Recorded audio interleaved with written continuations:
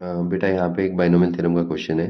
यहाँ पे अलग अलग ब्रैकेट्स दिए हैं। पहला term X plus two N plus one C zero, फिर X plus two N plus one C one, ऐसे करके last term X plus two N plus one C N.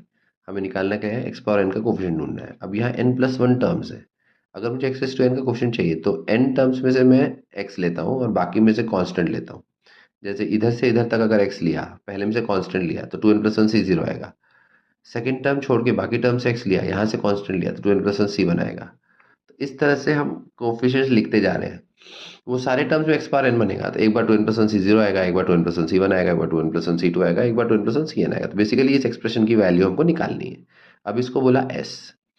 अगर आप टू की power two N plus one लिखते हो तो two की power two N plus one क्या होता है, two N plus one C zero two N plus one C one से लेकर टू की two N plus one C two N plus one तक होता है, उस तक का सम होता है पूरा। अब ये कोफिशिएंट और ये बाइनोमियल कोफिशिएंट सेम है, क्योंकि जीरो और टू एन प्लस वन का sum two N plus one है। अब ये two N plus one C one और इससे पहले वाला term two N plus one C two n वो भी सेम होगा, क्योंकि उसमें भी ये प्रॉपर्टी हो रही है। तो इसी तरह से ये और ये सेम है, तो ऊपर पूरा सम एस है तो इसका मतलब नीचे भी पूरा सम एस बना, तो सबको ऐड करने पे टू एस आया।